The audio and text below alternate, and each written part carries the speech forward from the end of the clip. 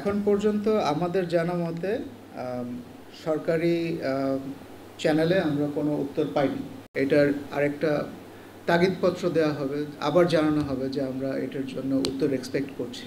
গতকালকে এই কূটনৈতিক পত্রটা হস্তান্তর করা হয়েছে এবং এখন পর্যন্ত আমাদের জানা মতে সরকারি চ্যানেলে আমরা কোনো উত্তর পাইনি। আপনি যেটার কথা বলেছেন এগুলা মিডিয়াতে এসেছে, স্পেকুলেটিভ।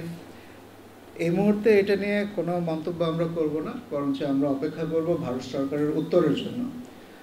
সেই উত্তরের উপর ভিত্তি করে বাংলাদেশ সরকারের পরবর্তী পদক্ষেপ নির্ধারিত হবে। আপনারা যদি এক্সট্রাডিশন ট্রিটিটা দেখেন, আমি যতটুকু মনে করতে পারি এখানে কোনো টাইম লিমিট মেনশন করা নাই। সুতরাং এটার উত্তর পাওয়ার জন্য ভারত সরকারের পক্ষ থেকে উত্তর আসার জন্য আমাদেরকে অপেক্ষা করতে হবে।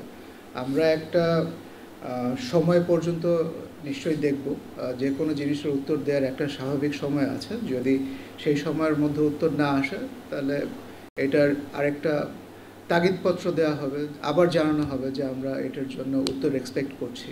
কিন্তু এখন যে পর্যায়ে এটা গতকালকে মাত্র দেওয়া হয়েছে, এর পরবর্তী পদক্ষেপ কী হবে এটা এখনই বলা। এই অনুরোধপত্র পুরো প্রক্রিয়ার একটা অংশ। হ্যাঁ, নন ভার্বাল পুরো প্রক্রিয়ার অংশ, কারণ চুক্তি মতে এটা ডিপ্লোম্যাটিক চ্যানেলে রিকোয়েস্টটা করতে হবে।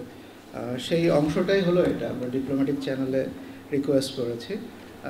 নাফিজা আপা যেটা বলেছিলেন যে স্বাভাবিক সময় কি, এটা স্ট্রেট আপ কোনো উত্তর নেই, এটা নির্ভর করে বিষয়ের উপরে। আপনি যদি কোনো একটা চুক্তি নেগোশিয়েট করেন, সেই চুক্তির জন্য বিভিন্ন উত্তর প্রতি উত্তর বিভিন্ন পর্যায়ে হতে থাকে। এটা বছর পার হয়ে যায়, অনেক বছর পার হয়ে যায়।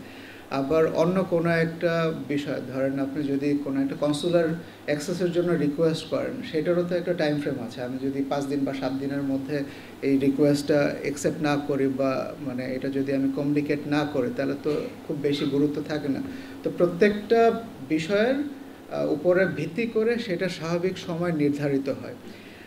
আপনারা নিশ্চয়ই অনুধাবন করছেন যে আমরা যে বিষয়টা নিয়ে কথা বলছি সেটা অত্যন্ত সংবেদনশীল একটা বিষয়।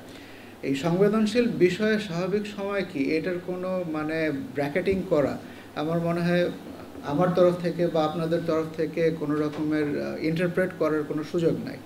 এটা যতটুক সময় দুই দেশের সরকার মনে করবে যে এটা কারেক্ট, তারা সেভাবেই ডিসাইড করবে। এই মুহূর্তে এটা নিয়ে আমার মনে হয় যে উই শুড নট স্পেকুলেট।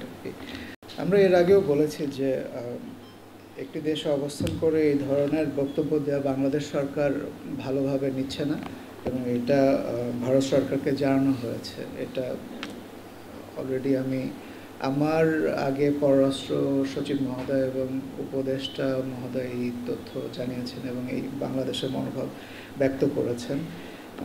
আপনার প্রশ্নের যে উত্তর, এটার উত্তর আমার কাছে নাই।